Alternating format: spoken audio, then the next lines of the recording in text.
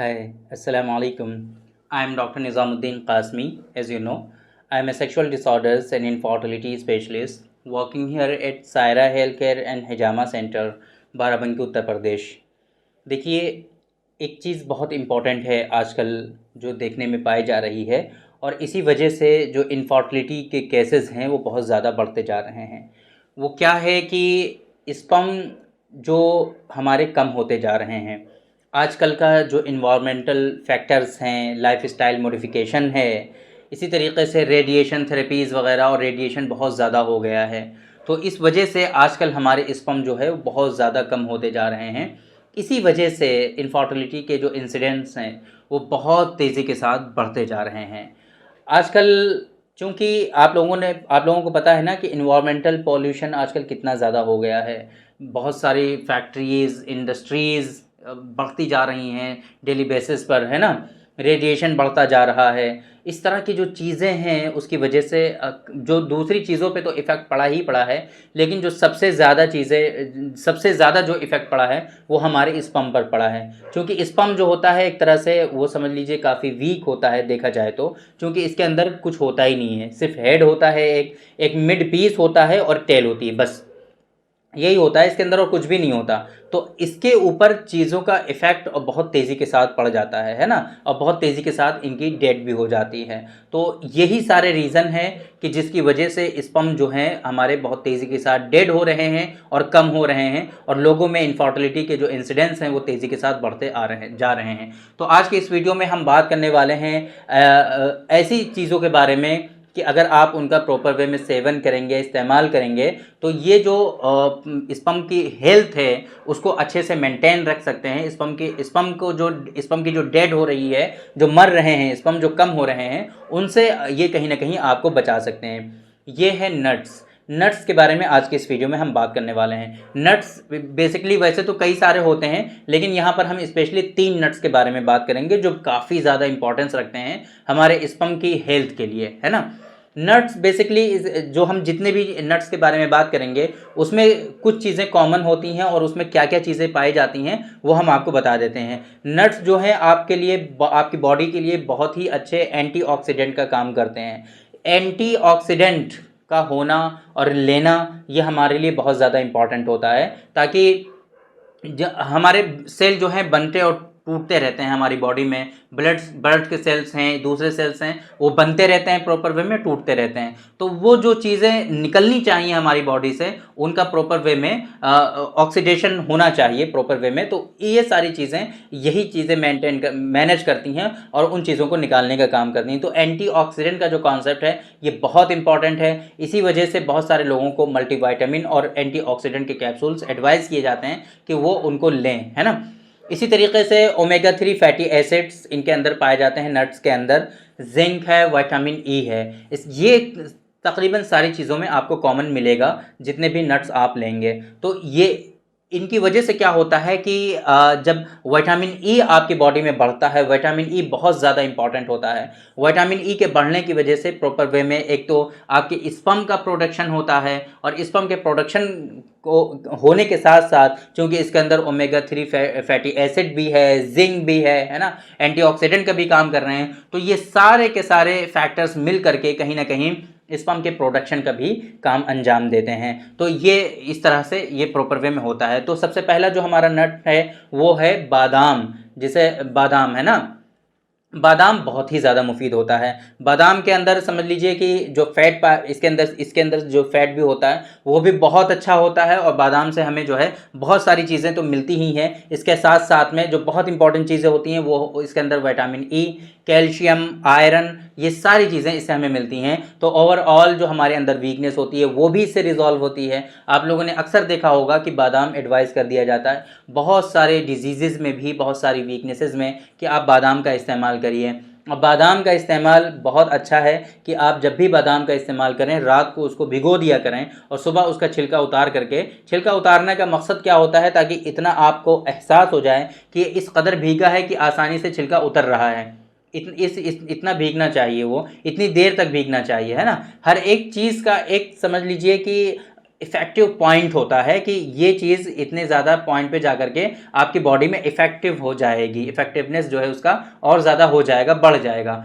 तो बादाम के लिए यही है कि इतना ज़्यादा उसको पानी में भिगो दिया जाए कि उसके ऊपर का जो छिलका है वो प्रॉपर वे में निकल जाए, छिल जाए, तो उसको हम लोग इफ़ेक्टिव पॉइंट पे समझते हैं। तो बादाम को इस तरीके से आपको इस्तेमाल करना चाहिए। बादाम के अंदर मैंने आपको बताया कि बहुत अच्छा फैट, बहुत अच्छा, इससे इससे जो है समझिए कोलेस्ट्रॉल भी अगर पैदा होगा बादाम से तो वो भी बुरा नहीं होगा, गुड कोलेस्ट्रॉल पैदा होगा एक तरह से। तो बादाम बहुत अच्छा होता है, विटामिन ई, कैल्शियम और आयरन इसके अंदर पाया जाता है।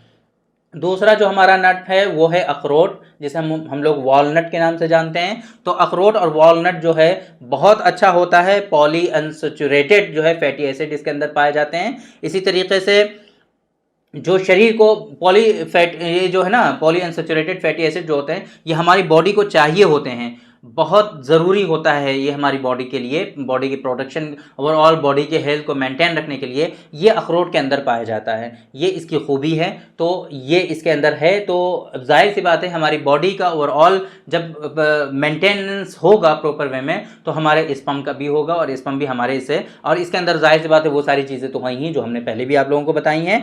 और ये ओवरऑल पूरी बॉडी के हेल्थ को मेंटेन रखने के साथ साथ आपके स्पर्म के हेल्थ को भी बहुत अच्छे से मेंटेन रखता है। तीसरे नंबर पे जो है इंपॉर्टेंट वो है हेज़लनट।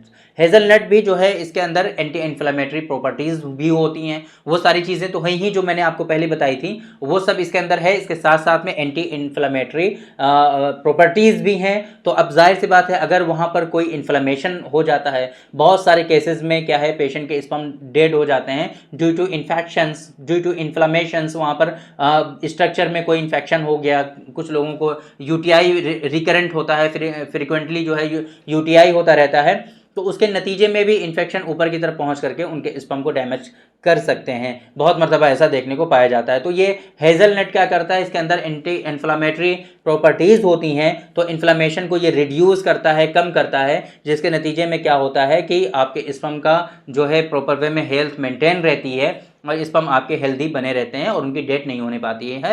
हेज़लनट के अंदर भी विटामिन ई भी पाया जाता है जो काफ़ी इंपॉर्टेंस होता है हमारे स्पर्म की हेल्थ के लिए और स्पर्म के जो है महफूज रखने के लिए, स्पर्म की ओवरऑल हेल्थ के लिए, स्पर्म की प्रोडक्शन के लिए, वो भी इसके अंदर पाया जाता है। तो ये 3 नट्स जो हमने आपको बताए हैं, पहले नंबर पे बादाम, दूसरे नंबर पे अखरोट जिसे हम लोग वॉलनट कहते हैं और तीसरे नंबर पे हेज़लनट। इन तीनों का इस्तेमाल आप लोगों को करना चाहिए अगर स्पर्म से रिलेटेड इश्यूज़ हैं या आप चाहते हैं कि आपके स्पर्म हेल्दी बने रहें, उसके अंदर कोई इस तरह का इश्यूज़ ना आने पाएँ और आप प्रॉपर वे में बाप बन पाएँ और अपनी वाइफ को आप प्रेग्नेंट कर पाएँ। तो इसके लिए ये सारी चीज़ें आपको अपनी रेगुलर डाइट में शामिल कर लेना चाहिए, लेकिन बहुत ही लिमिटेड, बहुत ज़्यादा नहीं इस्तेमाल करना चाहिए, वरना आपको डाइजेशन से रिलेटेड इश्यूज़ हो जाएंगे और आपका पेट भी ख़राब हो सकता है। और साथ में सिर्फ यही नहीं, आप स्पर्मोजेनिक जो है हमारा उसका भी इस्तेमाल करिए तो और भी ज़्यादा इफ़ेक्टिवनेस होगी। आप ये नट्स के साथ में हमारा जो स्पर्मोजेनिक पाउडर है, जो रिसर्च प्रोडक्ट है, आप उसका भी साथ में इस्तेमाल करेंगे तो इंशाल्लाह बहुत तेज़ी के साथ अगर आपके अंदर स्पर्म से रिलेटेड इश्यूज़ भी होंगे तो वो भी रिजॉल्व हो जाएंगे, या इश्यूज़ आने वाले होंगे जिसे हम लोग क्या कहते हैं, हिफ्ज़े मा तक़द्दुम, precaution is better than cure. यूनानी सिस्टम ऑफ मेडिसिन में बहुत ख्याल रखा जाता है इन चीज़ों का। तो मैं अक्सर आप लोगों से ये बात इसीलिए कहा करता हूँ कि अगर आपके अंदर अभी कोई परेशानी नहीं है, अगर आपके अंदर फ़िलहाल आज की डेट में कोई सेक्सुअल डिसऑर्डर्स नहीं है, अगर आपके अंदर आज की डेट में फ़िलहाल कोई इनफर्टिलिटी से रिलेटेड कोई प्रॉब्लम नहीं है, तो ऐसा हरगिज़ इसका मतलब ये नहीं है कि आपको आगे भी नहीं हो सकती है। आजकल का लाइफस्टाइल मैंने आप लोगों को बताया किस तरीके से स्पर्म हमारे कम होते जा रहे हैं। अभी रिसेंट स्टडीज़ में आप लोग देखिए बहुत ज़्यादा इश्यूज़ इस तरह के देखने को मिल रहे हैं और डेली बेसिस पे पेशेंट हमारे पास इनफर्टिलिटी के विज़िट करते हैं। यहाँ पर बहुत सारे पेशेंट जो हैं बहुत परेशान भी हो जाते हैं, बहुत बुरी हालत है आजकल लोगों में, इस तरह के इश्यूज़ पाए जा रहे हैं। तो फिर अब क्या आपके अंदर ऐसा है कि आपके अंदर इस तरह के इश्यूज़ नहीं हो सकते हैं?